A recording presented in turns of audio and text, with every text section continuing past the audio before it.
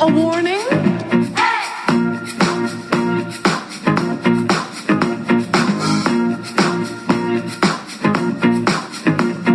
There ain't nothing to worry about. I'm worried that you work in an office, have children, celebrate wedding anniversaries. The world of heterosexual is a sick and boring life. Fried green tomatoes. I was waiting for that space. Face it, lady, we're younger and faster. It's about taking charge. What are you doing? Face it, girls. I'm older and I have more insurance. About taking chances. Evelyn, are you going insane? And the secret of life. You know what I think it is? Friends. Best friends. Academy Award winners Kathy Bates and Jessica Tandy. Fried green tomatoes. Rated PG-13. Now playing in select areas. Starts Friday everywhere. Welcome back to the show, listeners. Welcome back. We're going into Pride Month. Yes, indeed. We are going into Pride Month. Happy Pride, everybody. Happy Pride. The demon in Pride Month. Mm-hmm. Here on this tacky little show. We're here. We Every month is Pride Month here. This is true. We always talk about that. Our entire life is a riot. So it's Pride. It's 12 months out of the year on MTMUG. Over here at MTMUG, indeed. But we've got a really fun movie to talk about. I haven't seen this movie in years and years, and it was a first-time watch for me. First-time watch for Scott, so this is going to be a lot of fun. Listeners, my name is Pete. And I'm Scott, and these are the movies that made us gay. Well, we picked a really good one to start out Pride Month with. Yes. I'm very excited to talk about this movie. Indeed. I really enjoyed this movie. Oh, good. I'm glad. I was sitting with it all day, and I think I liked it more than once this movie sat with me, I started to really love it more. Got it. Okay. Good. Well, listeners, we watched Fried Green Tomatoes. We got to the Fried Green Tomatoes episode. I'm sure that this movie has been requested more than once from listeners. Absolutely. Yeah. I'd like to hear what our good friend Justin from Alabama would have to say about Fried Green Tomatoes. He says it's pretty beloved. I was texting him last night saying that we were watching Fried Green Tomatoes. He is our resident Alabama expert. Yes. And he said this movie is very beloved in the South. Yes, because it is set in Alabama. Mm-hmm. Shot in Georgia, though. Okay. Not that really matters, though. Sure. But I know it's a big kind of point that the characters talk about people from Georgia, and Georgians talk about people from Alabama. It's like kind of a little thing in the movie. But, we did. We watched Fried Green Tomatoes from 1991. Directed by Jon Avnet, screenplay by Fannie Flagg and Carol Sobieski, based on Fannie Flagg's novel Fried Green Tomatoes at the Whistle Stop Cafe, released December 27th, 1991. This movie was a big success at the box office, making over $100 million worldwide, and it received 2 Academy Award nominations that were Best Supporting Actress for Jessica Tandy and Best Adapted Screenplay. I mean, good for Jessica Tandy. She's definitely a standout in this movie. She was having a moment in the early 90s, late 80s. I love a senior actor or actress that really hits their stride at the very end of their career. As an old lady. And they end up with multiple Oscar nominations. Yeah. The same thing happened to Christopher Plummer. All of his Oscar nominations didn't come until his late 70s and 80s. Sure. That's right. That's right. And she is just so charming in this. She's my favorite part of this movie. We just watched Cocoon. Also a movie that I had never seen. Also a movie you had never seen. And I think that she's really doing... obviously, it's a better character. It's a better script. Yeah. Fried Green Tomatoes is a superior movie. There's more there to on Cocoon. There's more there on the page. Sorry, Ron Howard. But, she's just super charming in this. She's so great. And I think her and Kathy Bates... I first saw this movie. This was released in 91, like we said. And I'm in middle school, 8th grade, 7th grade. And so, this movie's made for me. It's about a woman going through menopause. Yeah. Trying to spice up her marriage. And me, at 12, is like, yes, I need to see this. And hold on. Give me the DVD box over there. Yeah. Listeners, we just bought this on Blu-ray too. We We actually did, found a physical copy of this. did. I mean, if It's you're an extended edition Blu-ray. so, do you know what the extended part is? Tell me. It's the church scene. Oh, okay. It's the it's Sure. the gospel Yeah. scene. Okay. Yeah, I think that's like a big part of the extended nice. version. There might be other moments, but when I was a kid, if you were to ask me what this movie was about, Right. like yesterday, I Right. would say like multi-generations Yes. of families This poster. running a restaurant. Like This poster is very misleading. Jessica Tandy is like the family matriarch. Yeah. She's trying to hand down this restaurant to her two daughters and her granddaughter. You know what it is? It's the Steel Magnolias poster where Sure. they're all in like their regular walking around clothes. Yeah.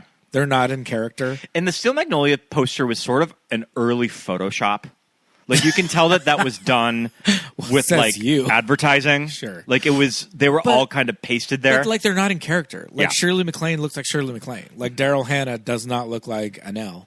And couldn't you also see? I mean, there probably is some double DVD of both of those movies, like available at Target. Yeah. Like a double feature Mm-hmm. set of Fried Green Tomatoes and Steel Magnolias. We have to throw in at least two more. Yeah, I mean they would do two, but yeah, we could throw in a couple more. You know, I'm just always going to go back to like V.I. Warshawski is just going to be thrown in for no reason. Just women of a certain age, you know. Yeah. But yeah. I think this does Go have on. a little Yeah. bit of a Steel Magnolias kind of a rep to it. But the thing is, when I did first watch it at 11 or 12 or whatever, I was very much a little like, okay, maybe this middle-aged woman going through like perimenopause is a little And did you even know what menopause was Over my- as a junior hire too? right. Maybe this is a little above my pay grade here, right? It doesn't quite have the like jokes that like Steel Magnolias have that drew me in.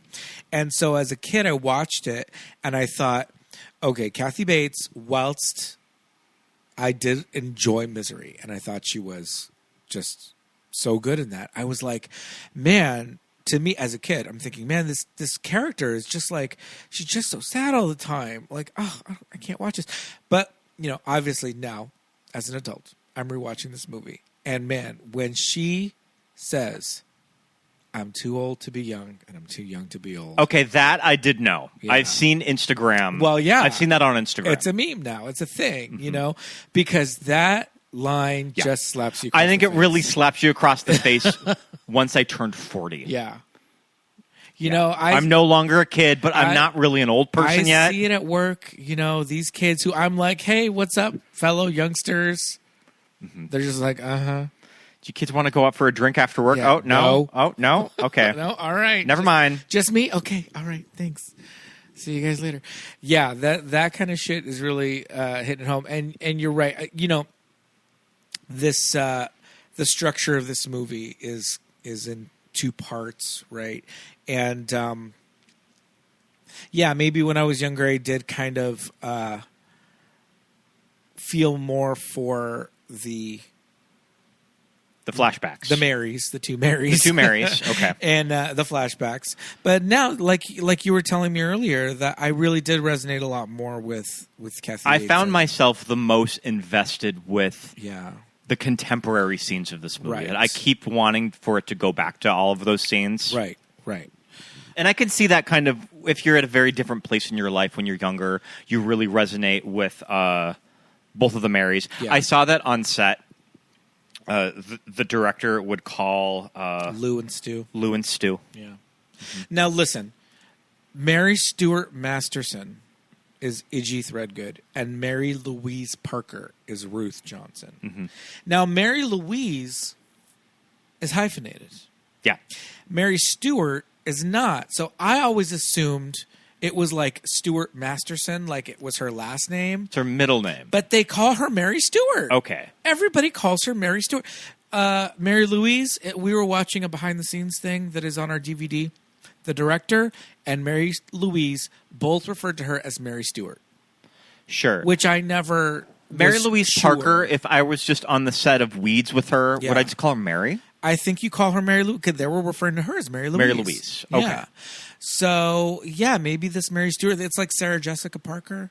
People Sure. call her Sarah Jessica, which I think is a little pretentious.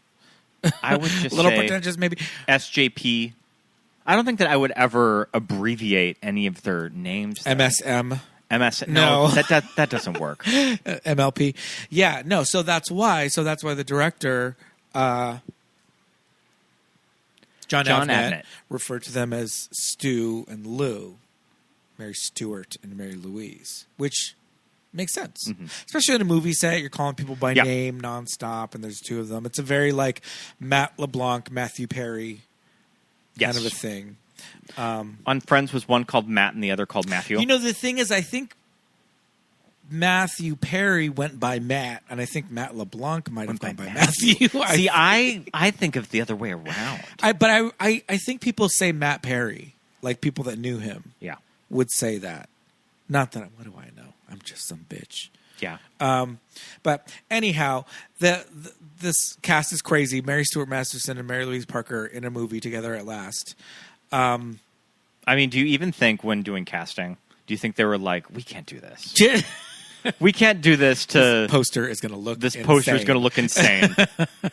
Because, I mean, And it did. even when I was a kid, Yeah. I kind of blurred both of their careers Right. together, and I had not even seen this movie. Now, I was going to say, it's not a thing. This is not a Bill Paxton, Bill Pullman thing, or is it? Or a Dylan McDermott and Dermot Mulroney. Kind Well, I of a mean, they're a thing. little different because they have different names.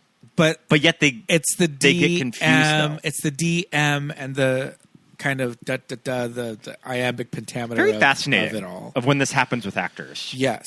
But I can also see Dylan McDermott and Dermot Mulroney both being kind of that like dark Irish, kind of like dark hair. They were probably going up for the same attractive roles white guy around the same time. around the same age.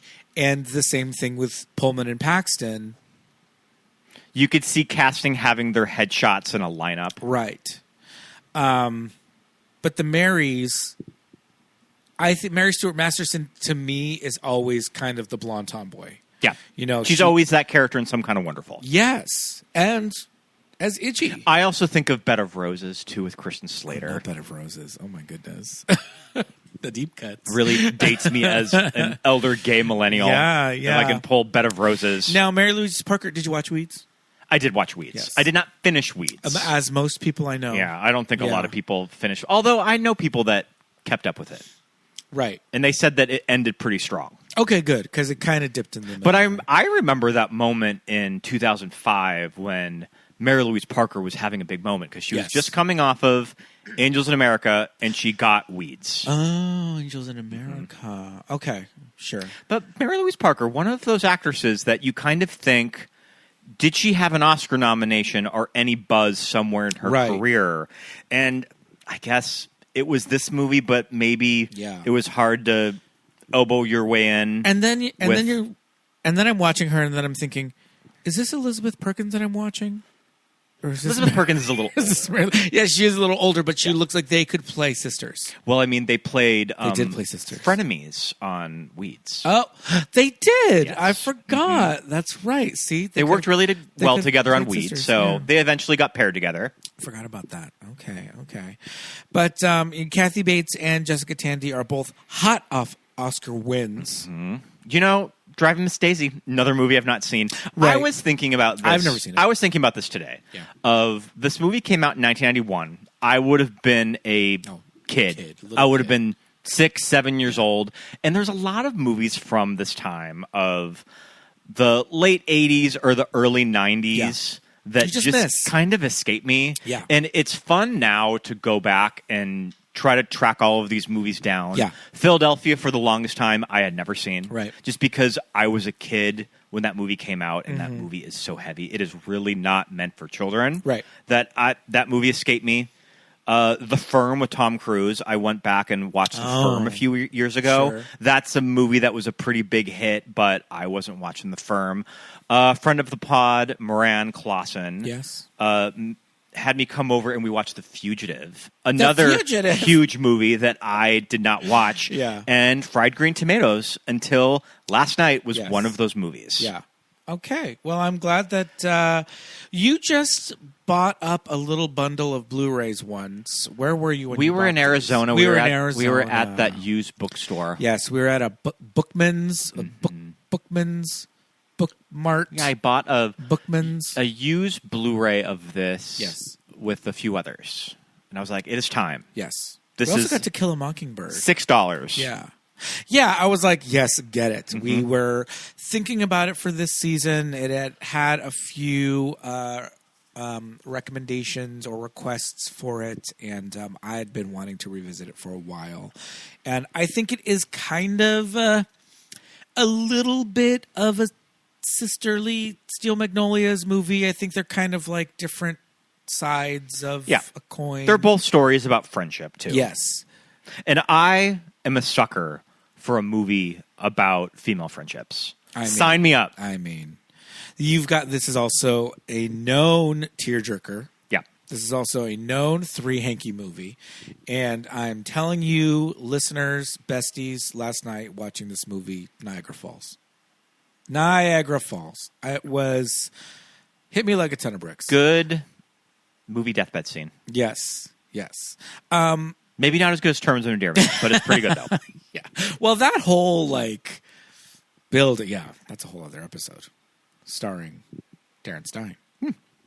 Director Darren Stein as our guest in that one. But, great performances in this movie. It's just a very interesting, I remember a lot of the trailer from this movie. I remember Would this we're be on younger and faster. And Would this be on Entertainment Tonight and stuff? Oh, this movie was everywhere. Well, because it had two, Oscar winners, Released at the end of 91. You know what? This was released on the same day, limited run, Prince Tides. Oh, Prince of Tides. All right. I think the little boy in this is in Prince of Tides. The little boy that lost his arm? Yeah.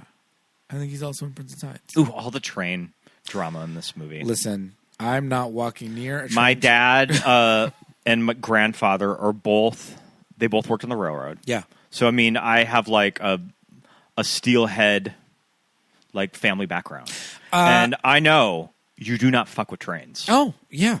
Especially in those old-timey Anna Green Gables ass shoes. Gonna get stuck in the damn I did not see that shit coming. ties. Oh, When Chris O'Donnell got 5 run minutes over, into the movie? when his foot got stuck in the railroad tracks, I did not see that You were coming. like, oh shit. I was gagged. I was you were his gagged. ass is going to get run over, and this movie is not even 10 minutes in. And also gagged 1991 Chris O'Donnell. Oh, so cute. Oh my goodness. Patron saint of this podcast. Yeah, patron saint of someone from a movie turning you gay. Gay Awakenings. Speaking of Chris, Pride give us a Month. call. Yeah, you're welcome anytime. Yeah,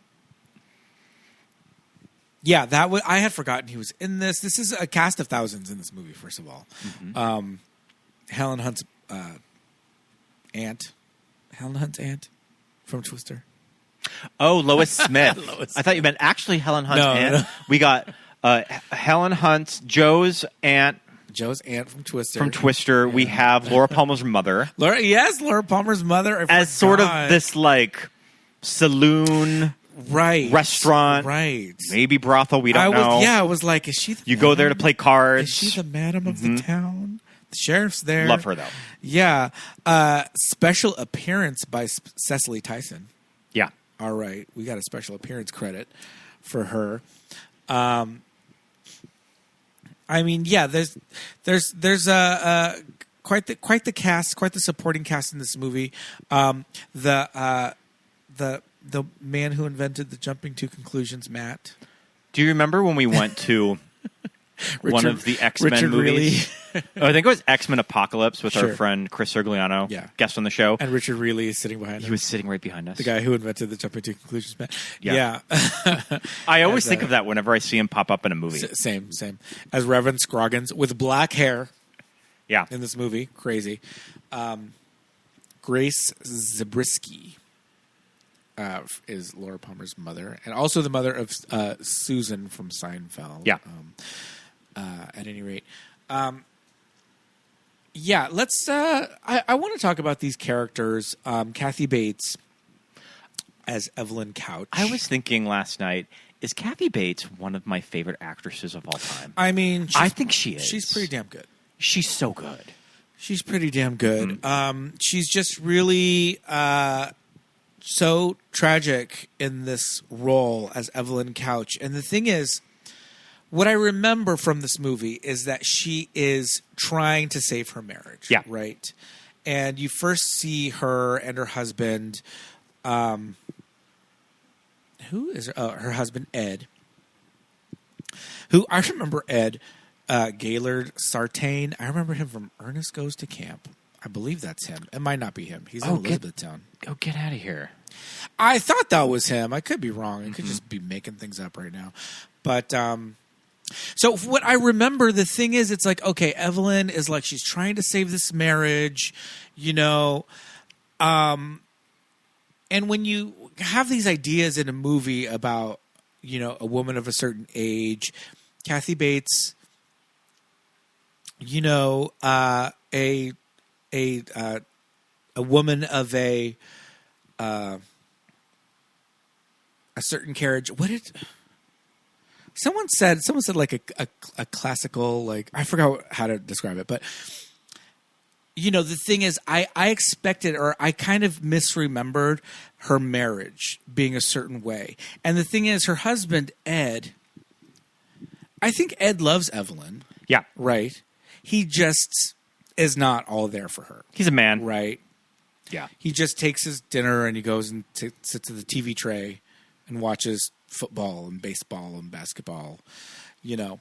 But he loves her, you know. He's not like emotionally I think a lot of abusive. I think a lot of marriages can relate to this, you know what I type mean? of relationship. Yeah, and it's like, it kind of hurts even more that he's not like, he doesn't put her down. He's not mean to her. No, he doesn't do anything like that, but he just doesn't do anything. Yeah. Right? And that's where she's just like, she's taking these classes with all these like kind of woo-woo Did you notice ladies. that the teacher of the class is the author of the book and the screenwriter? Fanny Flagg. Fanny Flagg? Now, listen, I hear the name Fanny Flagg, and I just think that she should be. I just think of like a 1920s, like a flapper. So, Fanny Flagg, I was looking up. Yeah. She is a comedian and an actress, and she would go on the Match Game.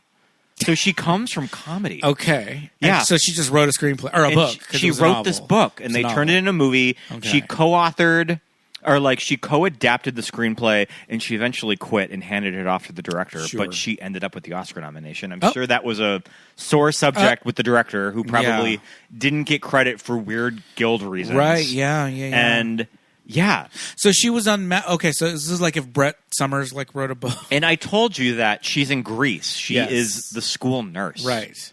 It's already the first day of school, and already my castor oil is missing. Okay. That is kind of.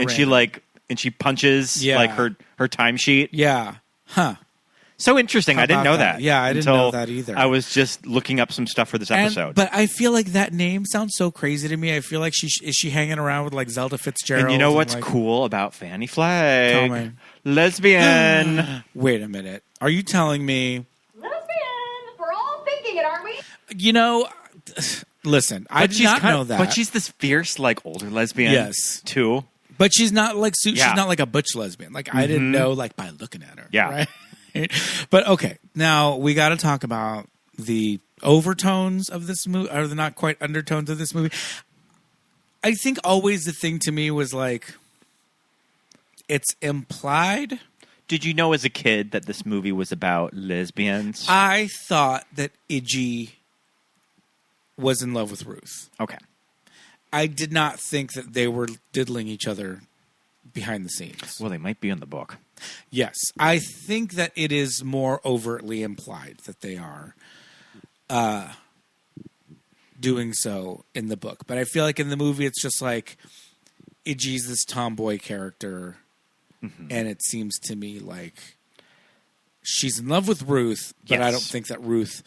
Yeah. I think that Ruth knows, but she's not quite going there herself. Maybe. She just got the little peck on the cheek.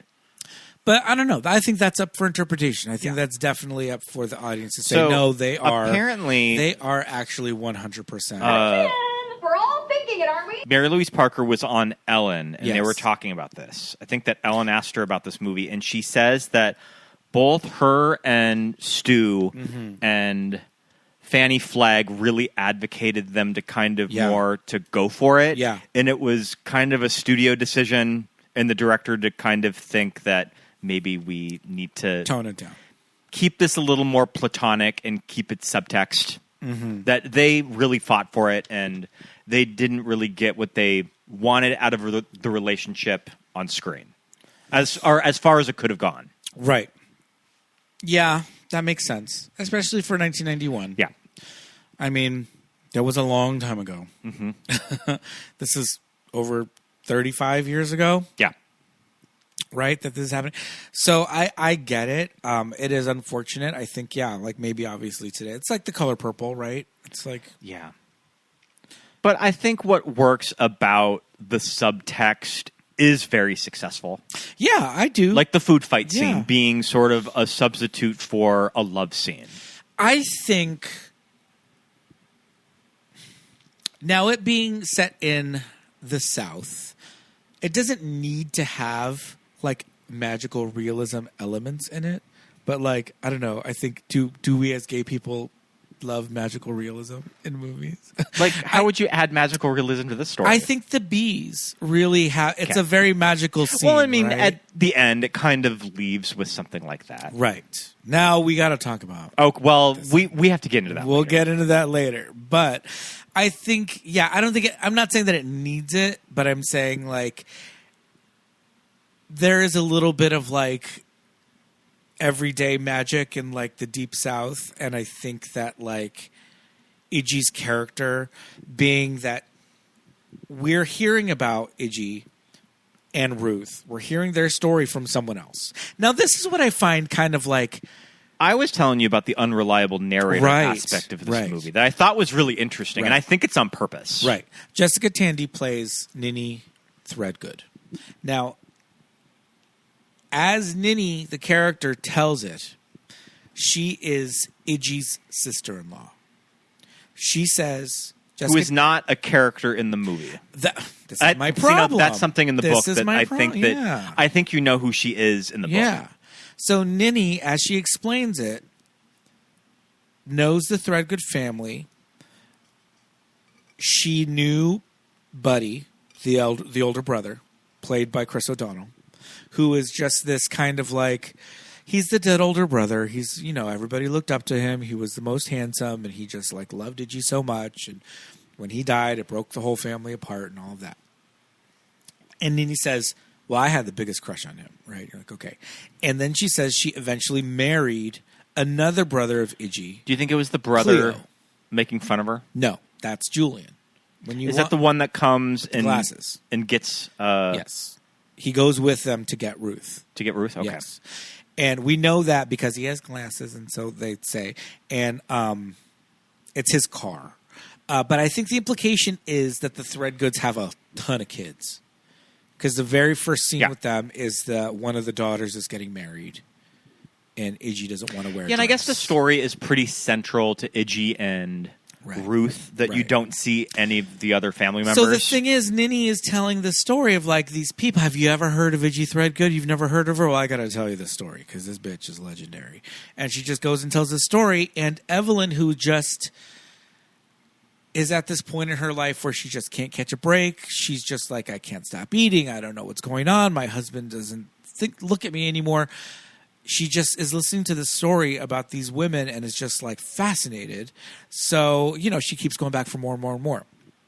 But our thought process is, okay, Ninny Threadgoode at the beginning of this movie says she is 82 years old. And I was just thinking it's like... To which you were like, I what? was like, Goldie, Cher, John Waters, Yeah. Liza. Am I missing any of them? Everybody's turning 80 this year. Yeah, there's a lot of 80-year-olds. So it's like already we have our movie stars Yeah. and like elder gays like John Waters Yeah. hitting their 80s. Well, listen, John Waters does look like a little old man. yeah. But Cher and Goldie don't look like Jessica Tandy. Well, No. I do think that they kind of... I think she was in her early 80s at the beginning of this movie. Yeah. Because But I she has a birthday. No. Jessica Tandy, the woman. Okay. I think she was actually like 81 at the time of filming, I think.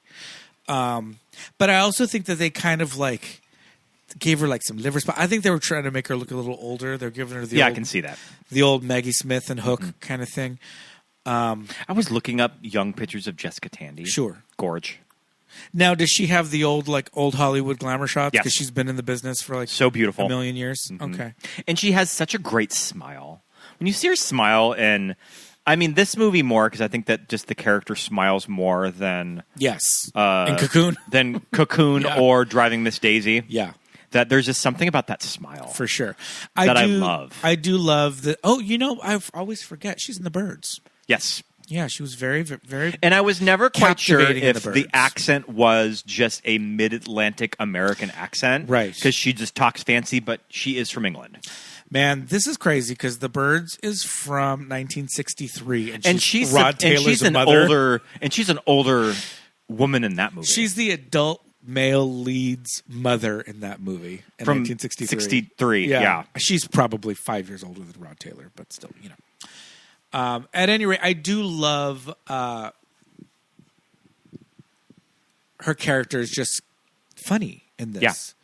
The first thing she says to Kathy Bates without even knowing her or anything, she just says, "They took my gallbladder out." Mm-hmm. Did you know that? Yeah. Kathy Bates like, "No, I didn't know that." Why did you know that? But she's just that like feisty, senior lady. And she's I'd like to play bingo at the nursing home. That'd be fun. with her. Yeah, that'd be a good time. I would love to hear her tell me about the Whistle Stop Cafe. Well, I mean, when my grandma Youngbauer was alive, and we would go and see her Yes. at sort of her assisted care facility. Yes. She would just talk to us for an hour. Yeah. Of these old stories of Lewistown. Yes. That, I mean, she definitely had dementia and memory problems, but the thing is that when you're reaching that far back in the Yeah. past, they can always remember stuff. That's They why always retain their long-term That's why memory. you need to talk with kind of older people about the past. Yes. Yeah, they always retain their long-term memory, not exactly the short-term. But so when she's telling these stories and all that, she's just very captivating. She just is just so like full of life. She has somebody to talk to, and Kathy Bates is just like so fascinated by these characters, these women. The thing is, Starts at the end of World War I, so in the late teens. yeah, And it goes through the 1920s. I think that Mary-Louise Parker gets married in probably 1932, I think. yeah, something Because there's probably been less than 10 years from when Chris O'Donnell dies right. to when they meet back up again. Yeah, doesn't Chris O'Donnell's headstone say 1920? I think so. Yeah. And Idgie's a little girl. And then when we meet up again the second time, I think she's supposed to be just like an early teenager. I think she's probably supposed to be like 15, 16. Yeah, because she's a kid Yeah. in those opening scenes. Yeah. When she has the long Yeah. hair, the wig. We were commenting that old Stu looks a little early 90s. It's a little. It's the hair products. I don't know if a hair can, especially when you get the cut. when you get the big entrance of Mary Stuart Masterson. Yeah. The hair's looking a little 1989. The bob was not really the right kind of bob. Also, yeah, she's wearing a very like Benny and June kind of like a big vest and like a white Oxford shirt underneath. And it's I did really like the scene where Idgie and Ruth hop the train. Yes. And they're throwing all of the food to the little Hoover To the Hooverville. the Hooverville shacks, Hobo camp. the hobo camps. Yeah. I really like that scene. Yeah, that's a really good scene. There's some magical realism there. Jump off a train. I mean, Idgie twists her ankle, but Yeah. they jump off a train. Yeah, I think the leads in this movie are just Yeah, there's something about everybody. They're just really watchable. Mm-hmm. I think that, maybe is the timeline all over the place? It's okay. I think it works, though. Yeah. For, how old Jessica Tandy is in... I think that it's supposed to be the mid-'80s at some point. Yeah. Of when the contemporary scenes are. Probably around the time the book was written that Sure. it's supposed to be set. Sure. That when you look at that timeline, it does match up. Yeah. Yeah, that's true. What do we think of Kathy Bates' styling in this movie? Oh, I love her journey that she goes on. Yeah, I forgot that she fully... I love the character journey that Yes. this goes on. That, Evelyn fully just kind of switches up Yeah. throughout the movie. It is wild at the beginning of the movie she is just candy bar in her hand, nonstop. But, it is also a thing, too, of, that I guess she kind of doesn't... She slowly realizes, oh, shit, this is menopause, right? Yeah. Because it is a little jokey that, she got this candy bars, and it's very, Chunk from the Goonies, just, pulling a Baby Ruth out of her pocket. I didn't realize until we were watching the making of doc that when she's sitting in the car with her husband and she hears the train. Oh yeah, that there you go. There's the magical realism. Is that this train quit coming through? It hasn't been running for decades at this point. Yeah, and she can hear the train. Yes, that was it. They're sitting in the car, and he is at the payphone because they're lost, and it's right outside the old cafe, and she hears the rustling of the wind and the train go by, but there's no train. She's like, "Did you hear that?" Like, I like that it's not too subtle, or it's not too on the nose in the movie. It doesn't really hit you over the head with it. Yes. Yeah, it's her character Evelyn does, like we were saying, she has this transformation. She's very demure at the beginning. She has her set. Her hair is always in this set hairdo, and she wears these crazy 80s office lady wardrobe. And slowly as the movie goes on, her hair starts to get more relaxed, toned down. She starts to dress less formal. It's Ninny talking to her of you should be empowered to change your life. If there's something about your life that you don't like, you have the power to change it. Yeah. That's kind of the big lesson that she learns from Ninny. Right. And, we are two dudes sitting here talking about this story. It would have been nice to have a woman on this episode. Women. But, we can definitely acknowledge that there's a conversation in the world. Not just in Hollywood. There's definitely a conversation about reaching a certain age. Yeah. And roles. And especially at this time, too. Oh, yeah.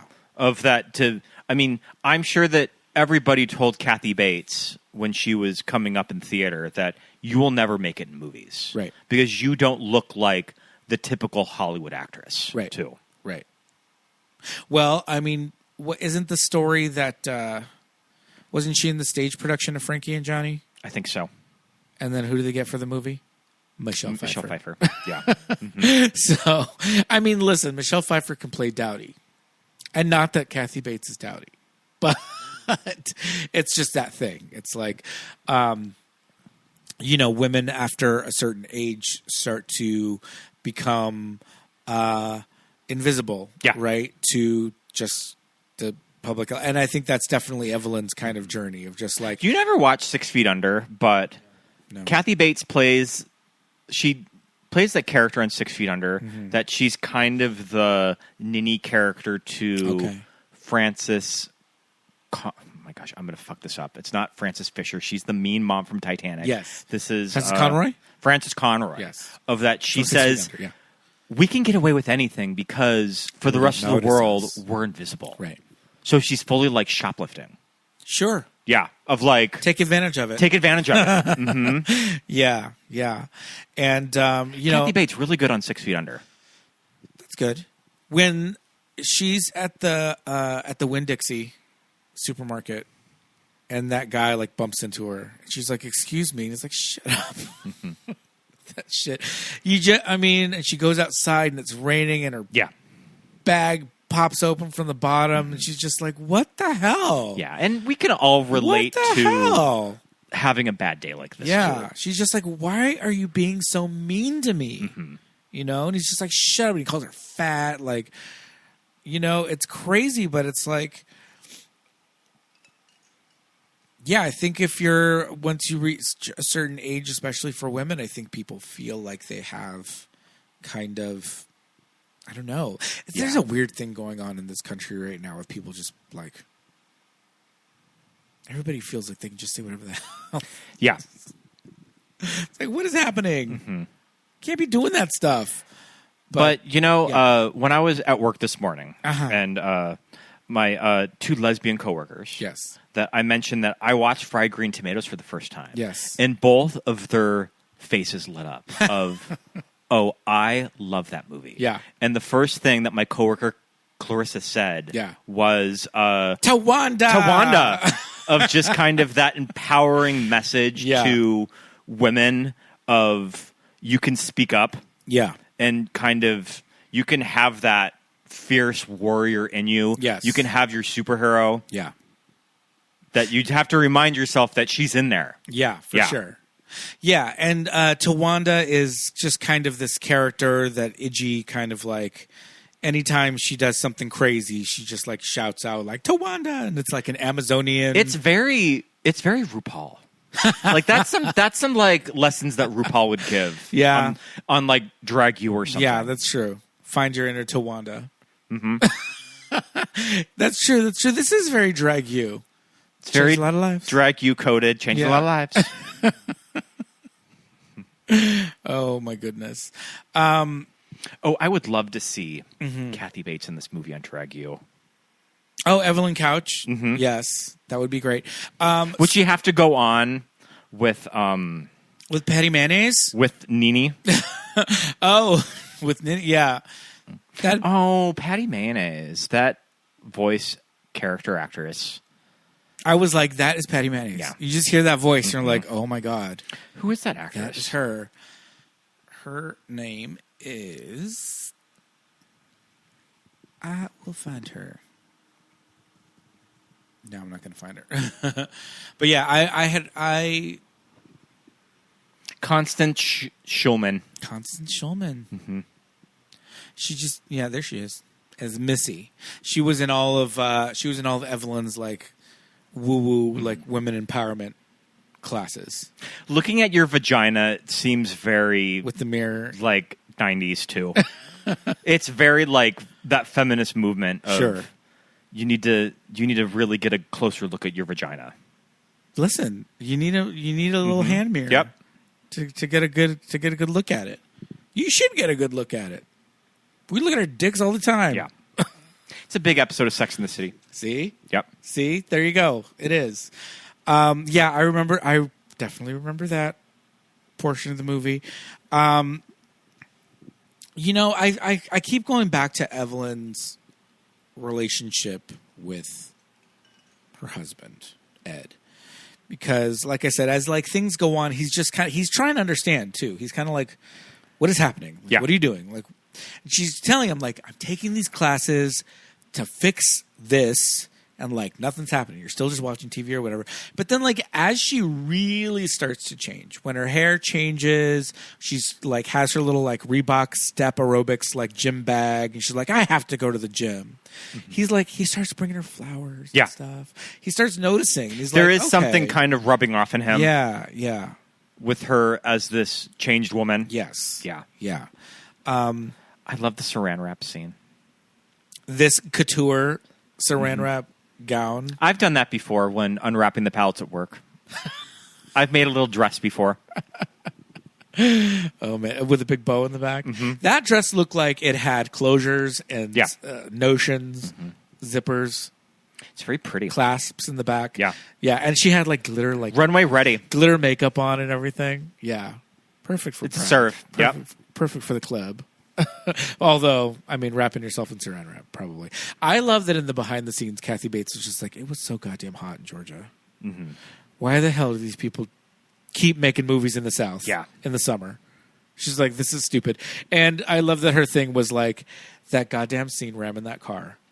I said, Yeah. this car better have air conditioning. When she's ramming the car. Yeah. Yeah. She was like, I made it clear that this car better have air conditioning, and it didn't. I love that. I love that for her. Because I would have said the same thing and be like, okay, how long am I going to be in this car? The whole day? Yeah. Oh, okay, well, then then the car's going to have it. That's got to be a stunt car? Okay, well, the stunt car needs to have AC. Let's make this work. And if it doesn't, get me some igloo coolers full of ice. Yeah. And throw them on my feet. Because this is crazy.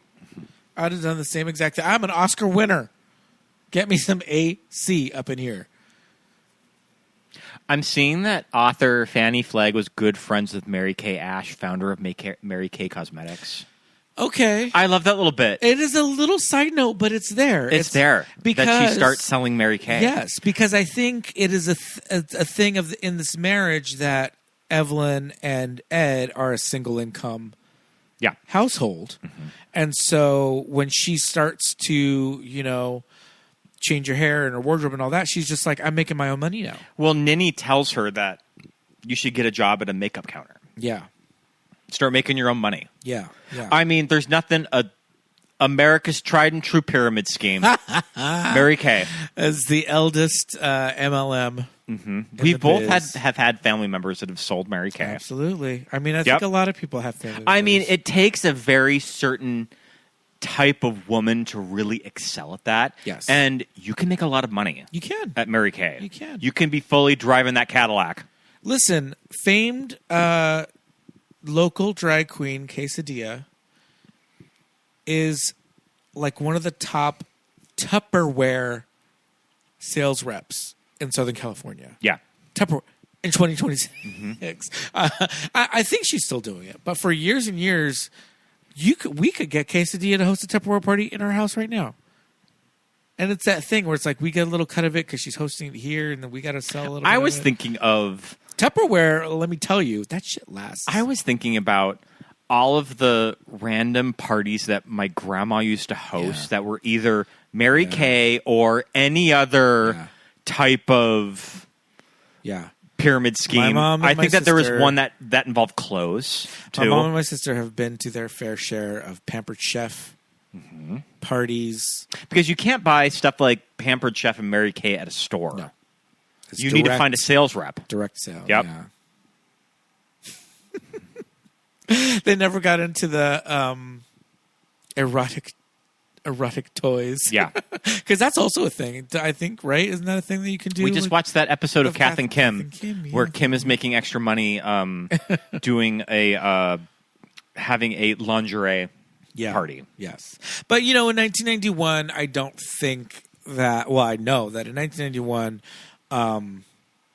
these MLM, pyramid scheme, as we call them, I mean, as they are, businesses were not really looked at that way. They were just like, you can make money. Yeah.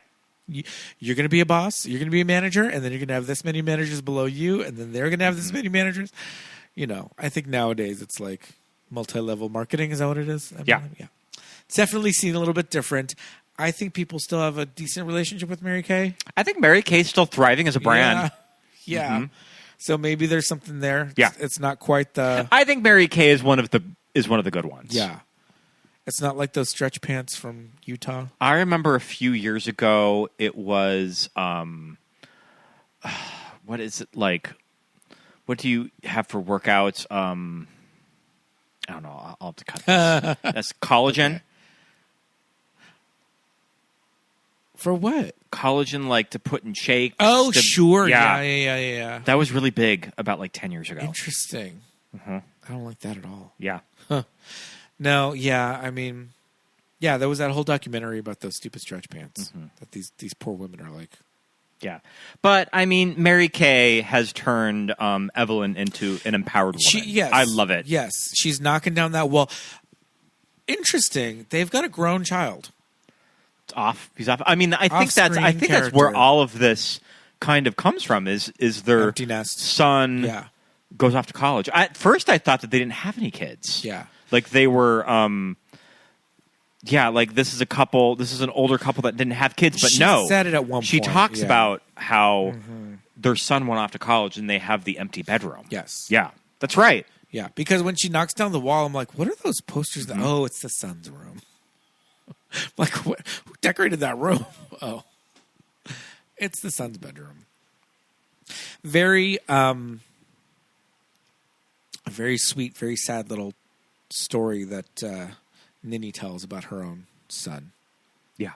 When everyone asks and if I she had think any that's kids. where, if you were to really dissect the story of if Idgie and Ninny are the same person, this is Right. probably where it doesn't really work out. Yeah. See, that's the thing. As a young kid, as somebody who's a less media literate person, you watch this movie, I watch this movie, and I'm just like, even as you're watching it, you're kind of like, okay, so is that? You're trying to connect the dots Yeah. of who is she in the story. Because, I mean, I could see a version of this movie that is very explicit Yes. that Ninny is Idgie. Idgie. Yeah. Yeah. Yes. But that monologue is very moving, though, about her son? about her son. Yeah, it Yeah. really is. And the whole thing of there's a separate God for children. Mm-hmm. I mean, it has to do with like, I mean, the son getting hit by the train and losing the arm. Yes. Of that, there's just kind of a separate God looking out for Somebody was watching out for Buddy Jr. for kids. Yeah. Yeah. For Buddy Jr. on the same train track that his namesake died. Yeah, about the whole Ninny is she Idgie kind of storyline. I think as it's interesting that the movie is set up this way because I feel like Because it's on purpose, they too. are setting it up for you to think this. You think it's going to be the big last reveal of the movie. And they specifically never set up Ninny as a character in the flashbacks. You know? So it's like I think, like you said, in the book, this is something that they could get away with, or maybe they even just do insert her in and have her I'd be curious to interact see with Idgie. how the point of views are written in the book. Yeah. Is she narrating this whole story as this young girl observing this relationship? I don't know. Right. Because there's certain how it's things written. that it's like, how would Ninny know that? And I think that's when I was telling you about the unreliable narrator Yes, portion of yeah. the story. Yeah. That, I mean, this is all a story that you're hearing from this woman. But also, Idgie as a character is somebody that, not a liar, but somebody that could tell a story, right? Yeah. And she got that from Buddy when Buddy would tell her stories. And it's just this through line in this movie. So I'm kind of glad that this story didn't really go for... Okay, so it sets it up that she was accused of murder at Right. the very beginning. Right. You kind of know that... Does a little Sunset Boulevard. this of man like, ends up yes. dead, Yeah. and she is the one that the town held responsible. Right. And I like that it doesn't go to John Grisham with the story Yeah. with that. It could have Is that turned into the third act of just being a courtroom drama. It's kind of the Thank God, MacGuffin yeah. of this setup. Yeah. That's really not what the movie is about. That's not the story. Yeah. That's not the story. Yeah. It's sort of used as a plot device, Yeah. but it's not what the Yeah. movie is about. Yeah, and Ruth getting away from her husband and all that is definitely the story, but not what happened to the husband and Idgie and all that stuff. So yeah, Or you're right. I was even thinking of these tall tales that you hear relatives tell. Did they actually make right. him into barbecue and feed him Yes. to the detective. Or the whatever. detective? Yeah. Probably not. Probably but not. it makes for a good story, though. Right. Yeah. Yeah. Yeah, because that scene too, when it's ambiguous of what happens to this. And I woman. like that they keep it ambiguous too. Yeah. I like that. Yeah, yeah. Then later on, they kind of show you, and then here's what actually. Yeah. And it's something that I feel like if you were to see a movie now made of this material, that maybe they wouldn't be as ambiguous with a lot of its themes. Right. Which I kind of like certain aspects of that. Even the lesbian relationship. I don't mind revisiting this movie now that it's not explicitly spelled out that they're in a relationship. Because they could have very easily made it clear that they were not. I Yeah. think it's still a little left open. Yes. And I think that these actresses kind of, since they were behind the scenes advocating for it in their performances, Yeah. were giving off we're more than just friends. So I think they could have really gone making Idgie a lot more girly or Yeah. a lot less tomboyish Yeah. or whatever. Or So given her a traditional movie they relationship. could have married her off. They to could have married her off somebody. somewhere Yeah. in the story. Yeah, exactly. So you're right. We at least did get that. So yeah, I think it does. It toes the line, but I think if you really, we as the viewers are able to just kind of draw our own conclusions, and I think that the performances are giving Yeah. that. What is? I had a note about a section that I wanted to talk about. Oop. So towards the end, or towards like the third act of the movie, Evelyn kind of makes this decision that she wants Ninny to come and live with them. Yeah. Right? She's like, she's going to live in this room. Like, I want to take care of her. Like, she's our family now. Whatever. And they do this thing, this fake out. That scene killed me. Then I'm like, no, this can't be how this character's story ends. She just dies. She just dies. Yeah. But Like, it cheats the viewer out of a lot. Yeah. But then, like, They wouldn't have her die off screen. Yeah. they wouldn't have her die off screen. Yeah. But yeah. But then it turned out to be like, oh, no, It's no, all a no, misunderstanding. And I was like, I don't know, does it work? I think that kind of stuff works really well in books. Sure. Those kind of fake outs work really well when you're reading them. I think Kathy's really good in that scene. She's though. so good. She's at so that. good in that scene. Yeah.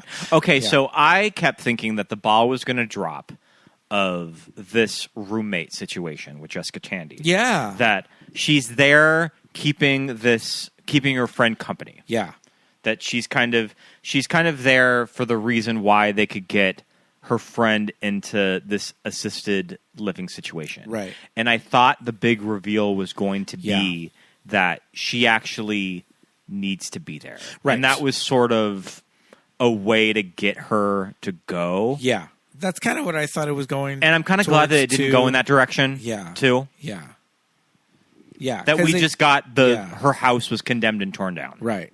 And they did just let her leave when she wanted to leave. Which, I mean, if you're any of these nurses, it's I like, mean- how are you just letting her leave when you know that her home is no She's longer nowhere there? to go. It's like, you need to tip this woman off somehow. Also, the cab driver left her in this Yeah. ghost town.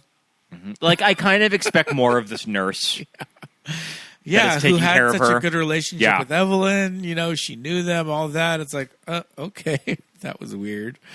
But yeah, I think these are things that are probably directly from the book. Yeah. That kind of work really well when you're They reading work it. on well on the page. Yeah, Yeah. But when you see it, you're just like, wait a minute, how? What the hell?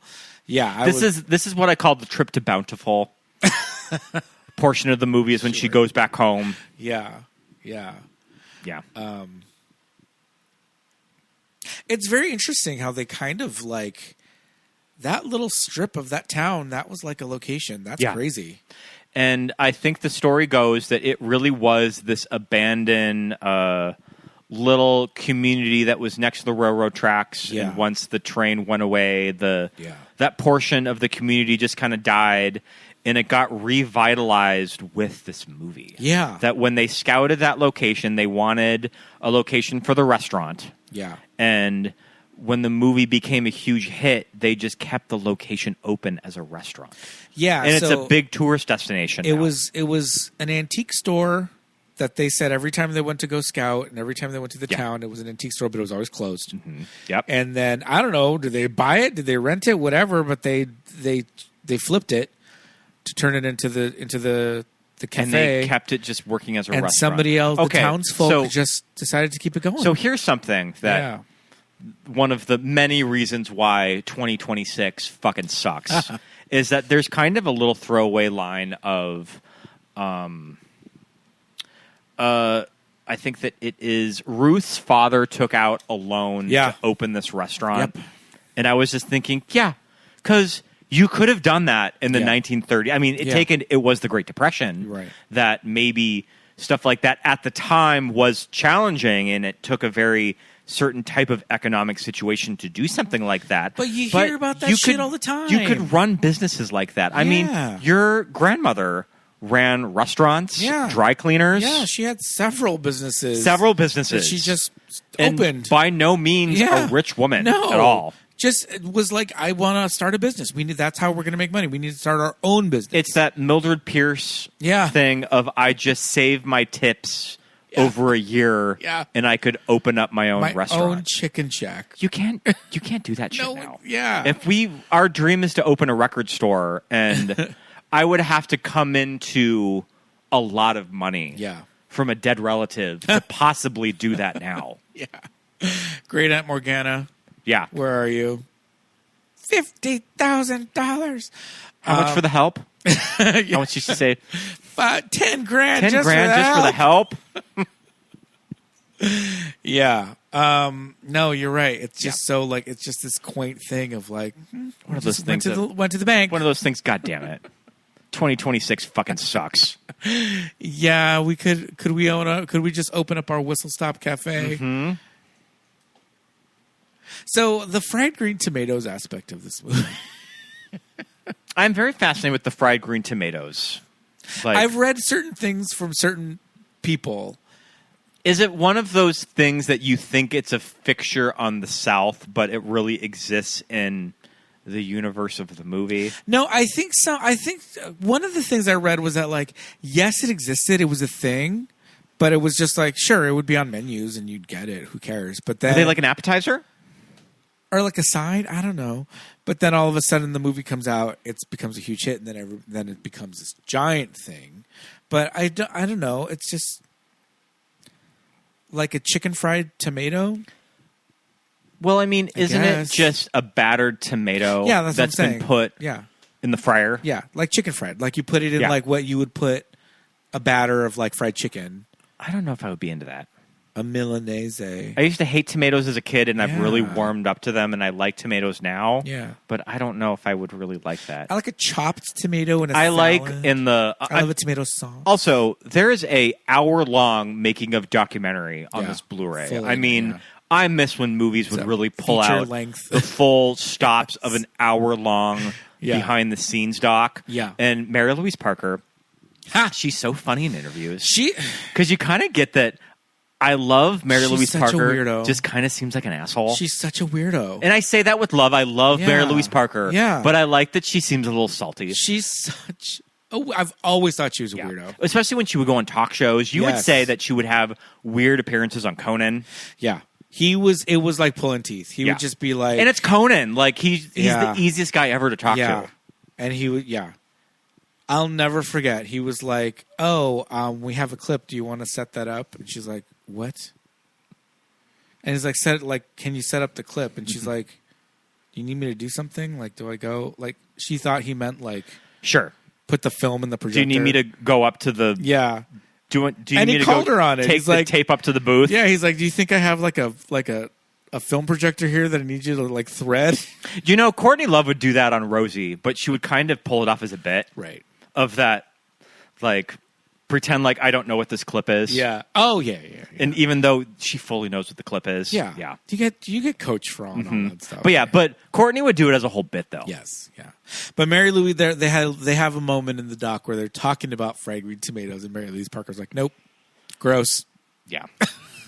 And then Mary Stuart Masterson is like, for years after I made this movie, I would go to restaurants, different countries, and just be served fried green tomatoes. That has to be so fucking annoying. Yeah. I would be like, really? Or like when a waiter is taking her order and just like, well, would you be taking the fried green tomatoes? Yeah. No, bitch. No. No tip for you. Yeah, that seems kind of a pain in the ass. I thought Mary-Louise Parker seemed funny in those. Yeah.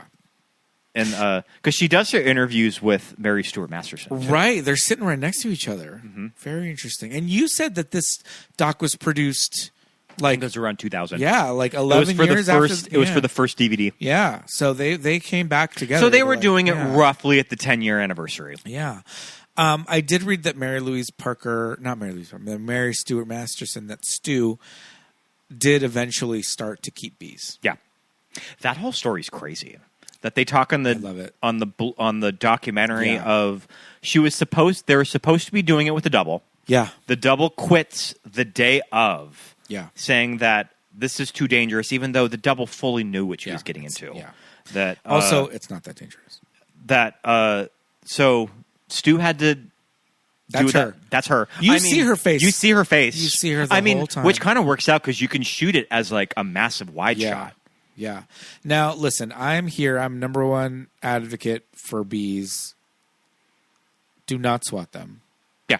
Just fucking stand still. Me and bees Chill. Me and bees out. have a good relationship. Listen, listeners, besties. And you've never gotten stung by I've a never bee. been stung by a bee my entire life. I mean, you don't want to get stung by I a worked wasp. at a children's museum that had a living beehive in the middle. Wasps are the assholes. that Oh, will wasps sting are you. the assholes, and they will sting you to fuck with you. Yeah. But bees, honeybees, we had a living, working hive in the middle of our main gallery. I saw the bees leave the hive en masse out of a pipe, hover over us in the courtyard, and fly away into the woods with in front of my very eyes. Oh, that's cool. It was crazy. It was one of the craziest things I've ever seen. And I never got stung. They talk about how they put sort of a queen bee scent on her. Pheromones, yeah. So the bees were, I mean... A lot of times, if you want to do a beer to bees, you can get what they will do is they'll put an actual the actual queen in a little box, like a little jewel box, and like pin it to you or something, attach it to you. They can use her pheromones, the royal jelly, any of that stuff, and it will attract the other bees, and they'll go to it. But as long as you're not like swatting them away or touching, just be still, be calm. They do the little smoke thing. They're chill. Yeah. They're just dumb little. They just love flowers. Mm-hmm. They just want to smell things. And as soon as they realize that you are not a flower, they will fuck off and leave you alone. Yeah. That's it. And yeah, I mean, I know that Candyman, what's his name? And Tony Todd. Tony Todd? I know that he was stung a few times on Candyman, but I think he was stung like 3 times. Sure. And he had bees in his mouth. Oh, his entire body was covered Yeah, with bees. he had the full beard of bees. There's Like, that it whole was story with complete- Virginia Madsen that she's allergic to bee stings. Yes. And they had to have like the full paramedics on set every Yes. day that the bees were there. Yeah. Yes. And yeah, they had him like in like vacuums and like going into his mouth and in his ears and all that stuff. And he got stung like maybe 3 times, and he had like tens of thousands of bees on him. But yeah, still, she stuck her arm in the tree and all of that, and that's it. But that was not a real beehive. That was just, Yeah. So, but again, a fascinating scene. I think it's so cool. I love this idea. I like that scene too. Pulling out the honeycomb and all of that. And then at the end of the movie with the honeycomb in the jar and all of that, and it's like, and there was a note and it said like about friendship, and I was like, Yeah. friendship. I mean, here's your magical realism of the story is, do you think she's still alive? I think it works either way. Yeah. Maybe it doesn't matter.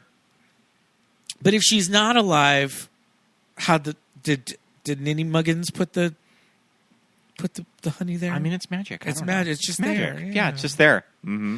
So, because the thing is, when even the way they shoot it, even the way Kathy Bates says, Yeah. she says Idgie as she's Yeah. looking at Ninny, right?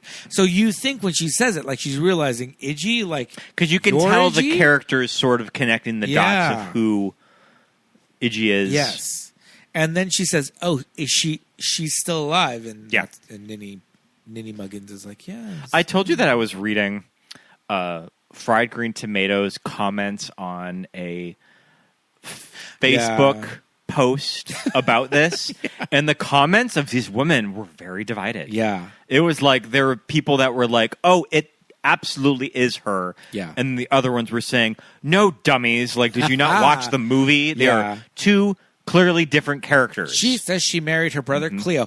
I mean, as a kid, you asked me 100% Jessica Tandy is old Idgie. Yeah, and when I was watching it last night, I was just like, I think I said, I told you, I was like, is that actually her? Yeah. Like, I don't know. Yeah. I didn't remember. Mm-hmm. I was like... But I kind of like that her, right? ambiguity yeah. of the script and the direction that you don't really know. Yeah. Because I would look on IMDb and it just said Ninny, right? And I was like, would it say Ninny / Idgie? Yeah, and that's what I remember when I was looking at IMDb and Letterboxd. I was like, oh, I need to stay off this because I could be getting a spoiler of who this character is. Right. So, I don't know. I think it's successful. Yeah. I think it's just, I think it works. Yeah, it works. Yeah.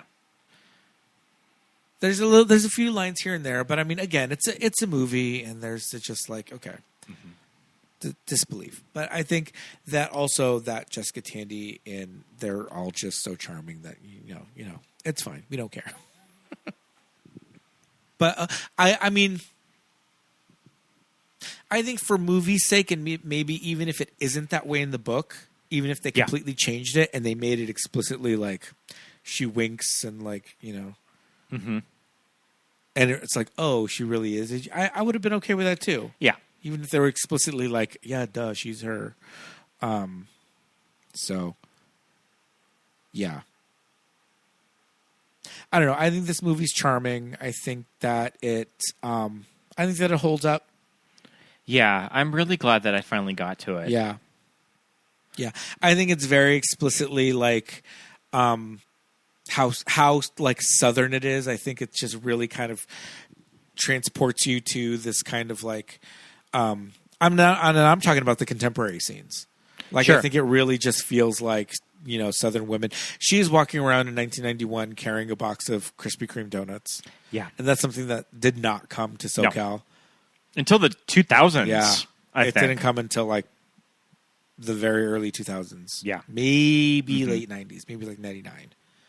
It came to SoCal. So I wouldn't even have known what that was. I love Kathy's red number that she wears, like the little with visor. The polka dot. Oh yeah. That's a good one. I like that. Yeah, she's got a lot of like big like lace collars and like there's a lot of stuff going on. But I like just sort of the character journey in the wardrobe too. Yeah, her hair changes, her styling from the beginning to the end. Yeah, I agree. Yeah, I love this movie. Yeah, because that's another thing. I think in the book, it's like time can pass differently in books than in movies, and it's like obvious. Like she says like, "Oh, you look slimmer" and all that, and it's like, okay, yeah, it kind of telegraphs to us that like time is going by, and like no, I'm glad that you liked it. I'm glad that you enjoyed it. I enjoyed it as well, and I'm glad that we bought it. Because I think this is something that we can revisit from I'll definitely from time to time. I'll definitely revisit it again. Yeah. Some great performances all around. We were talking about Oscar races and how this would have panned out. I mean, you know what happened. So this was The Silence of the Lambs year. Yes. It lost adapted screenplay to Silence of the Lambs. Sure. And Jessica Tandy lost supporting actress to Mercedes Ruehl in The Fisher King, a movie that I have also never seen. The Fisher King? The Fisher King. I thought Mercedes Ruehl won. Well, she should have won for Married to the Mob. Oh, sure. But it was The Fisher King. I thought she won for Crossing Delancey. No. It's The Fisher King. Okay. All right. It's another movie I need to get to. Yeah. Oh, yeah, for sure. Jessica Tandy nominated for supporting. We were thinking, how were they all placed? I would think that both of the Marys would go for lead, and they would put Kathy and Jessica in supporting. Yeah. But I know that Kathy Bates, I think, was lead actress comedy Globe, and I think that she was BAFTA supporting nominated. Interesting. So I think there was also some category confusion of where you put Kathy Bates. Yeah. I think in the marketing they were really pushing her as the lead of this movie. Yeah, when you I can watch see that. The trailer, her and Jessica Tandy are front and center of that poster. Yes. Yeah, and it's like the Marys are kind of this little side story that we're living. Yeah, there's that one post that the DVD poster is one thing, but then there's the other like main one where it only has Jessica and Kathy in it, and the big green tomato. Yeah. Yeah. Oh, this is interesting. Mm-hmm. Okay, Josh and I were talking about this earlier. All right. Okay, so there's a flip at the BAFTAs. Oh. Jessica Tandy was put in Best Actress, and Kathy Bates was put in Supporting. Okay. Interesting. All right. Yeah. So they kind of did a weird category flip. Yeah. With that. Mm-hmm. Well, you know, in England they care more for their Well, I mean, distinguished. that's probably one of those things that it's Jessica Tandy. Right. That they probably just wrote her in lead. Yeah. Yeah. Beautiful score by Thomas Newman. It definitely does sound like a Thomas Newman score, but it is a very good one. But yeah. I love me some Thomas Newman, though. Yeah, absolutely. Oh, this screenwriter died. Oh. She, this is a... Not Fanny Flagg. This is a posthumous nomination that she died from liver disease a year before the movie came out. Okay. Mm-hmm. This movie is co-written by Carol Sobieski, and she adapted the 80s Annie. Oh. Also a movie that we've covered. Interesting. So we've done 2 movies Oh, that here she's written. I found a weird 3 classic award-winning dramas box sets. Oh, Jesus Christ. But this is UK. This is not but still, though. Region 1. So, listeners, we got Fried Green Tomatoes, Sophie's Choice, and On Golden Pond. Oof. Which one are you watching? I would probably watch Fried Green Fried Green Tomatoes. Tomatoes, yeah.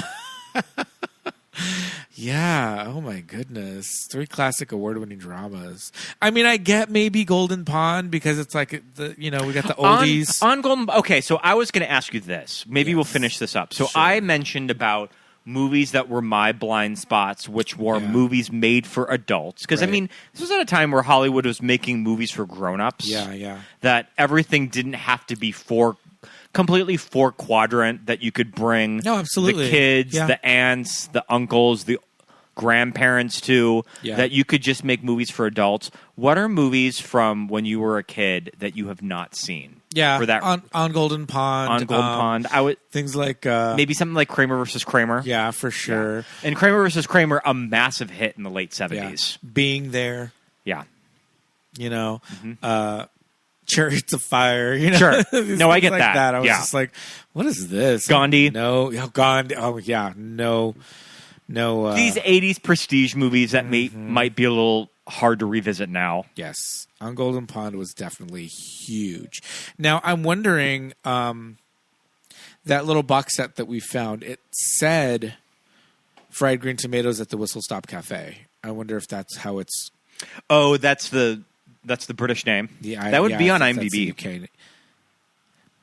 Okay, it says the United Kingdom title, Fried Green Tomatoes at the Whistle Stop Cafe, and that looked like a Region 2 Okay. box set. United Kingdom TV title, Fried Green Tomatoes at the Cafe. Could you see a weird, like, 1992, 93, like, maybe an hour-long dramedy? Are you kind of surprised that they didn't adapt this to TV Yeah, after? that's what I'm saying. I Yeah. could see that. A weird, not a sitcom. It would be canceled after like 5 Would episodes. it be like a Picket Fences kind of a Yeah. thing? Like those. It'd be a dramedy. Yeah. Think of like Those Joel's Wick, like a period 30-something. Yeah. 30-something if it was set in the 40s. But are they going back and forth? Is like Ninny and Evelyn? Oh, like, I never living thought together? about that. I guess you would have to go back and forth Yeah. with it. Ninny's just telling a new story Oh shit! every day. We should have adapted this So maybe we in still like can. '94. We still gonna jump on it now. This might be a hard sell for Hulu now. Yeah. You know what though? The interesting thing was we were watching it, and this version that we watched was over 2 hours, about 2 hours and 15. So I know for sure the church scene is Yeah. added. There might be other ones. But I don't know. Those streamers, man, they really did the job because I'm watching this going, this could be a 6-episode miniseries. It's very episodic. Gonna make it no miniseries. If it's any good, they make it into a miniseries. It's very episodic, and I think it could really Sure, I get lend that. itself Yeah. to, I know it's an the Apple- lazy an thing Apple now TV. to say that Yeah. of anything that you watch. Yeah. Of that, this could be a But they could really streaming series. take the time No, to I flesh get it, out the though. book, Yeah. and give us the full story and some real lesbianism. Lesbian! We're all thinking about it. But I think for when it came out, great job, and yes, we will be adapting it into a picket fences, Northern Exposure type of early 90s hour-long dramedy. Starring from Laverne and Shirley. Her name? Penny Marshall? No, Cindy Williams. Cindy Williams, Starring okay. Cindy Williams as Evelyn Couch. Oh my God, I came home from work the other day and you were watching some Well, listen, Laverne and Shirley. we're about to get into that. We need to do that on the Patreon. We're about to get into that right now. But, well, speaking of which. But yeah, good movie. Yes, great movie. Happy Pride Month. Fried Green Tomatoes. I Happy loved watching it. Pride. Yes. They put the L in the LGBT Q plus.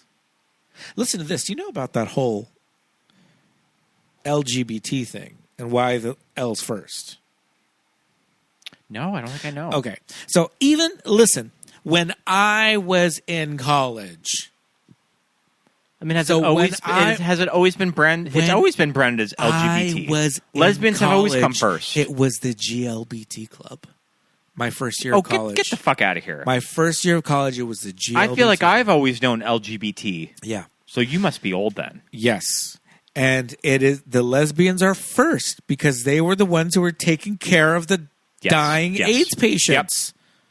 When the nurses and the families left. They stayed. Our community owes a lot Yes. to the L and the LGBT. And maybe PCC in 1996 was not quite on board, but I remember it being GLBT. I mean, even LGBT has a better just ring to flows it. It flows off the tongue Yeah. more. Yeah. So there you go. There you have it. Lesbians and gays. They put the L. Well, Kim is a lesbian. Kim is a lesbian. Kim is a lesbian. A homosexual. Homosexual. Homosexual. So now it's time for the Weekly Rewind. Let's get into the Weekly Rewind. Let's do it. We have been watching a lot of Kath and Kim. We have. I watched pretty much the entire first season the other day. Yeah, it's like 6 episodes. Yeah. Or 8 or something. Yeah. I need to get on the habit of just putting that on more Yeah. and just watching it. Because there's some that I don't remember. There's some that we always watch, and there's some So that we you don't don't remember how they play with time in I mean, I had the forgotten. wedding episode. I had forgotten. Yeah. That it's that thing where it kind of starts at the end and then shows you how they got to that point. That show, it is a joke Yeah. every single sentence. I mean, you really see that this you show just- came from sketch You comedy. just try to catch up Yeah. with how both of these women's minds think Yeah. with comedy, and Yeah. I don't know how they do it. I don't know how they write all of those lines because that shit is brilliant. Yeah. Effluent. I want to be effluent.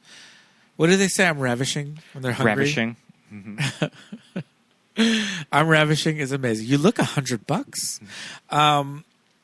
Yeah, Kath and Kim is great. Do you remember when it got taken off of Netflix for like 3 days? Yeah, it was around New Year's. That people were so like, I don't know how. I mean, this apocryphal show this story probably is. cost Netflix nothing Right. to keep on. But it was a thing that Yeah. people were really upset. I'm sure that there are gays that work at Netflix that Yeah. were like, You "All bitches right, better put this back. You bitches better Yeah. put this back on." Yeah. Because I mean, I'm sure the licensing isn't that expensive for Netflix. Yeah. So 20-year-old show. yeah, just keep it on. Yeah. Yeah. It's easy. And now, listen, it is also one of those things where there are movies, and much like AbFab, the movies are not that great.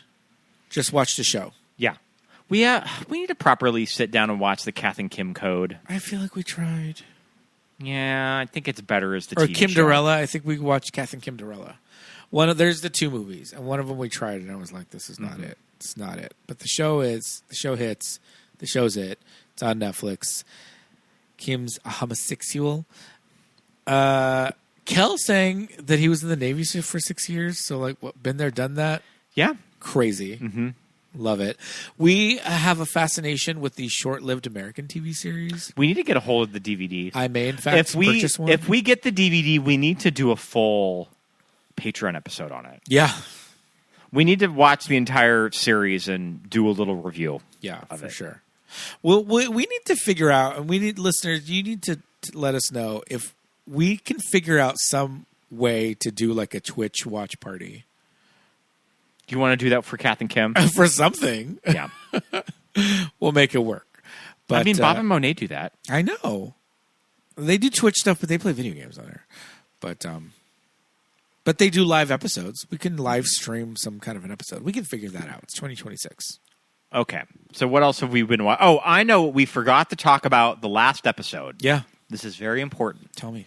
We did not talk about I Love Boosters. No. I know. I love this weird movie.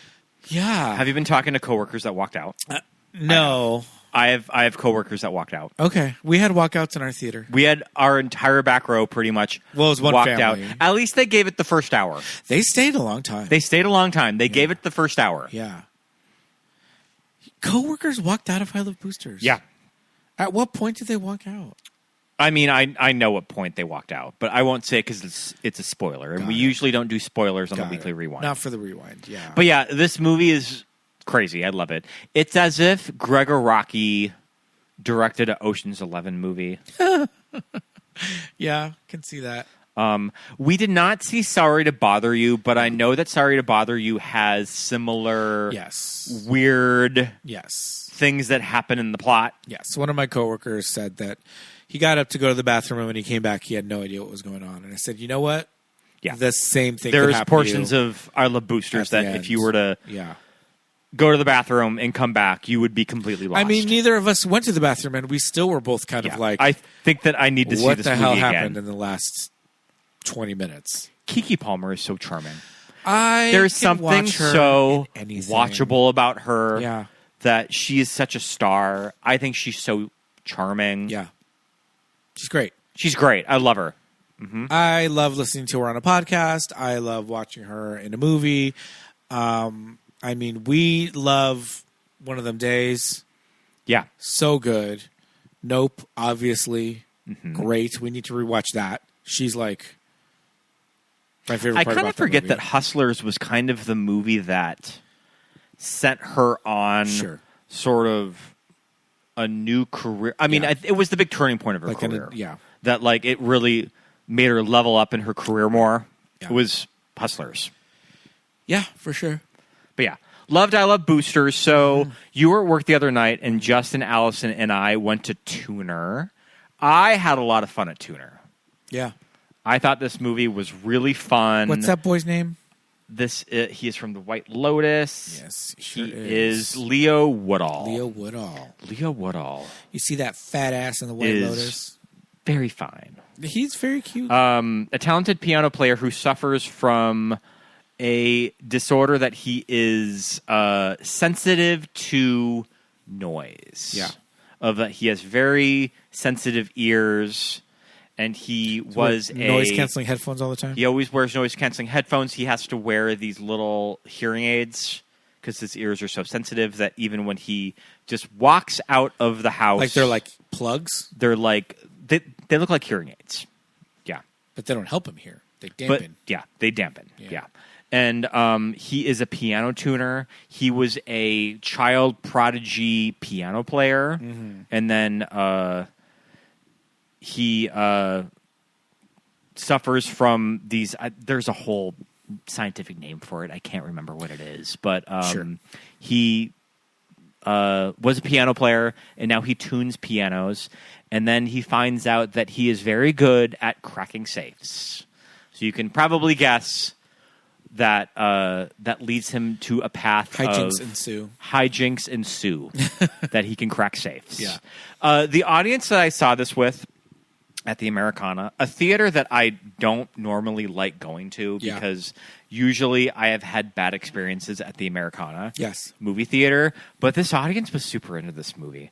Everybody was gasping. Like they were like audibly gasping at big plot points of this movie. Yeah. Characters find out something. They point something out. There was a lot of... So it was fun. Also, watch out for an actress, Havana Rose Liu. I think she's going to be a huge star. Okay. She plays the romantic love interest. Her name is Ruthie. She was in, what's the girl Fight Club movie? Bottoms. Oh, okay. Yeah. I think she's going to be a huge star. Love it. So I really love Tuner. Go see it before it gets pushed out of movie theaters to make way for the multiple screens showing the same movie at your local multiplex, because it's hard out there for a non-IP movie. So definitely go see Tuner. I really enjoyed it. All right. Do you want to talk about the Hacks finale? Sure. Let's talk about the Hacks finale. Okay, so we've talked about at least my complicated relationship with Hacks. Yeah. That there are certain things that I love about the show. Yeah. Love Jean. Love Hannah. Yeah. I love both of them. I love those two performances. A lot of the writing, I sometimes have a bone to pick. Yeah. We talk about writing stand-up for television, and it maybe seems a little phony. Right. That when you have TV writers writing comic jokes, it doesn't always work. Right. I mean, telling a joke and getting a laugh live is different than acting out telling a joke and the audience laughing at it because we are being told that it's funny. Case in point, Che Diaz. Yeah. Case in point, the marvelous Mrs. Maisel. Yeah. Case in point, Deborah Vance. Yeah.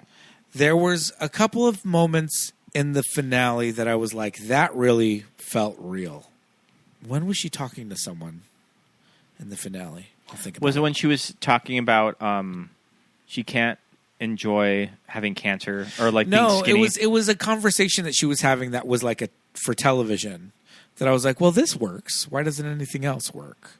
I forgot who she was talking to. Oh, it was the Breakfast Club.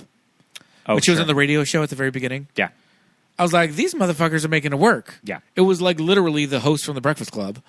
Sure. And Deborah. And I was like, this sounds like a real conversation. Well, I think that's when you put professional people that have a do they have a podcast No, like a radio it's show? a radio show. It's a like, radio show. it's what happens when you have people that have a radio It's like show. if she was on Stern. But. Of that, they can kind of... But when they would do the talk show... Yeah. And she would be having conversations on the talk show with her talk show guests that were actors playing themselves or whatever. It just seems so written, you know? And that, to me, seemed a little bit more... Off the cuff and authentic. A little bit more authentic. No, I get that. To me. I really love Jimmy and Kayla, Paul W. Downs and Megan Stalter. I think were really good in this season, and I really liked that their story got a good ending. I think they got a good wrap up in the finale. So what I was going to say is that there's a lot of things that bother me about Hacks. Yeah. And I think that I could have easily walked away from this series finale being just as annoyed with how everything wrapped up. Yeah. But I do think this show kind of slid into home at the end. Yeah, I think that they really nailed the last episode. I agree. And because it nailed the last episode, I was able to kind of end my relationship with this show on a high, which I like. Yeah. We're able to forgive some of the stuff that totally might not have worked. I really liked all of the stuff where they go to Europe. Yeah. Great. I loved all of those Paris scenes. Yeah. Mm-hmm. Yeah, so good. Yeah. Agreed. I think it did definitely ended on a high. And for a show with a lot of unbelievable stuff, I think the good stuff was good enough that it made us kind of forget about it or forgive it to an extent. The episode of a couple of weeks ago with Cherry Jones and... How did you feel about that episode? I did not care for it. I don't know how I felt about it. I see what the writers are going for with but it. it just... That they're writing this Ellen DeGeneres surrogate of this powerful lesbian in comedy that is kind of this... I mean, I don't even know if she's untouchable. I don't even know if even in the universe of Hacks that this character is sort of... is problematic or canceled. Right. I maybe didn't get that from it. No, yeah. But I mean, clearly this is Ellen. Yeah. Yeah. I didn't really care for that episode. I thought it was, there's a lot of corny dialogue in the show, but there's a lot of really good stuff. And so I think, For what it's worth, the ending really, Yeah. they stuck the landing on it, so I was happy with that. Yeah. Let's see. I was watching Laverne and Shirley. I was very fascinated with Laverne and Shirley moving to Los Angeles. I was looking at some of their LA episodes. Pluto has Laverne and Shirley on demand, but it has that thing where it's a handful of episodes per season. That's always weird. And Laverne and Shirley is unavailable to purchase or rent on any streamer. What's up with that? Don't know. I didn't check Happy Days, but Laverne and Shirley is as such. The only way to watch it is to... What's up with the estate of Gary Marshall? Yeah, the only way to watch it is to watch it on demand on Pluto, currently. You could buy the DVDs. Yeah. And also there's that... Isn't there that channel on Pluto that just shows it on loop? Yeah. It's either Laverne and Shirley or Happy Days. It's the Happy Days channel, yeah. So watch a lot of Happy Days as a kid. Not really Laverne and Shirley. Yeah. Oh, I loved Laverne and Shirley. But when you watch it, and when I watch it now, it is this show is for children. These jokes are bad. Earthquake. It's like, oh my God, is LA falling into the ocean? 10.7 earthquake. Of the beds moving across the room. Yeah. Is LA falling into the Pacific beds are Ocean? on wheels, apparently. Yeah, it is crazy. It's too much. Too much. Laverne's head goes through the plaster in the wall during the earthquake. But it's charming to an extent, but their apartments, both apartments, the Milwaukee and the LA one. Which one's your favorite? The LA apartment. Oh, I thought you were going to say the Milwaukee apartment. The basement apartment? The basement apartment. That one is just a big empty room. Okay. With a couch in the middle of it. All right. The LA apartment has like the little stairs. They still share a bedroom in the LA apartment. It's got a balcony. It's got like... the big Beatles. So how do they write that Squiggy and... I forgot. What's Lenny end up in Burbank? I don't even remember. Yeah. There's the episode where they get laid off at Shots Brewery. And Laverne's dad opens... Because he has a pizza place in Milwaukee. And he opens... For some reason, he moves to LA to open a pizza place. And so after they get laid off at Shots Brewery, they're like, we'll go live. I wonder where in Burbank they live. Yeah, I don't know. It doesn't look like Burbank. It looks like Mid-City or something. Yeah. But it's that thing. It's Pluto, so you only get like 4 episodes of that season. You can't get the full arc. Yeah, you don't get the full arc. You don't know what happens. It cuts from there. Then they're like going to a Troy Donahue movie to try and be stunt women. You're like, well, what happened? It's not a Troy Donahue movie. Yeah. Don't forget, it's the 60s, because sometimes they do. Because sometimes because everybody involved, including the cast of Happy Days, forgets that it's set in the 50s. Yes. Yeah. Yeah. So, it's corny, it's cornball, but it can be fun. It's nostalgic for me. So it's Penny. Watching a little bit. It's Penny. Laverne DeFazio. We almost did a League of Their Own for our first month of Pride Month, but we decided to do fried green tomatoes instead. Yes, indeed. We'll still get to a League of Their Own. Maybe we'll get to a League of Their Own later in the summer. Yeah, for sure. But, I haven't really watched too much this week. I've got something saved for the next episode that we'll talk about then, because I want to watch a little bit more of it. But, that's kind of what we've been doing for the rewind. Boosters, and what was the last thing we saw in the theater? Did we talk about it already? We went to Passenger last week. Yeah. Is that what we saw at the Atlantic Square? Yes. Oh, okay. All right. Then we talked about it already. Well, that's a rewind. That just means it is time for the Patreon shout-outs. For some Patreon shout-outs. Ooh. Well, patrons, we would like to say a great big hello and thank you to all of our wonderful patrons. So let's go to them.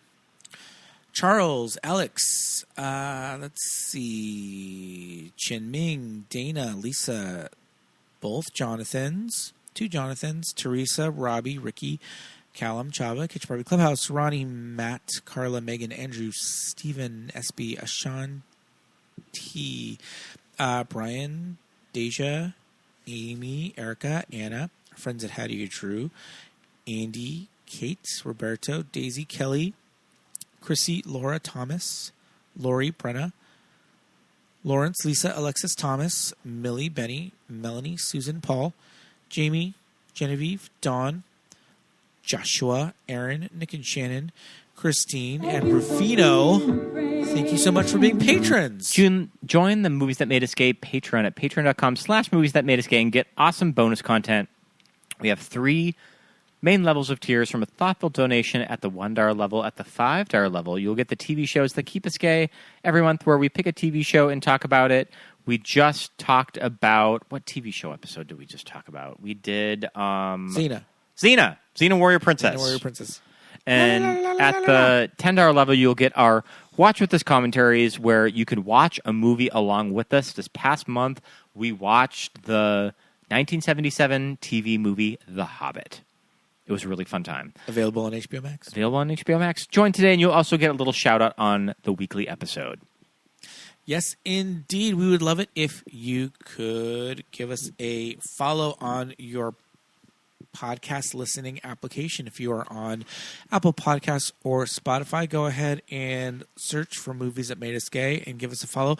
You'll be notified when any new episode drops. We'd also love it if you were to write us a review or give us a 5-star rating.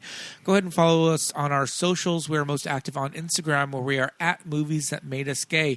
Give us a like, leave a comment, share, repost, do all of those fun things, and all that interaction leads to us finding a wider audience. You can also follow our personals if you are so inclined. My name's Pete. I'm at Peter Lasagna on Instagram. Scott Youngballer on Instagram, and Farma Letterbox. Thank you so much for listening, everybody. This has been a great time. We'll see you next week. Bye. Bye.